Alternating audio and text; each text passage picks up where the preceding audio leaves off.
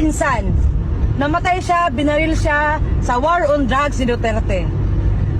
Pero hindi kami galit kay Duterte dahil alam namin na gumagamit ang pinsan namin.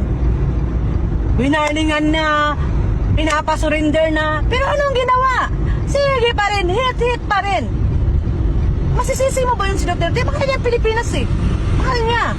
Kaya siya, nasa kalagayan niya ngayon na ganyan. Dahil mahal niya ang Pilipinas. Ako sa totoo lang, may mga kapatid talaga akong mga drug addict. Ilang beses nang nakulong. Grabe. Sa totoo lang, yung lupa namin bininta para mapiansahan siya sa kulungan. After 3 months, nakalabas siya. Nabinta yung lupa namin. Pagkalabas niya, after 6 months, nakulong ulit siya. Ilang beses siyang nakulong. 3 at hanggang ngayon nasa kulungan siya. Hanggang ngayon nasa kulungan. Ikumpara nyo ang Duterte administration at ngayon. Nandyan si Duterte ngayon sa sitwasyon niya dahil sa ating mga Pilipino. Winarningan na kayo, may tukhang, mag-surrender kayo. Anong ginawa nyo?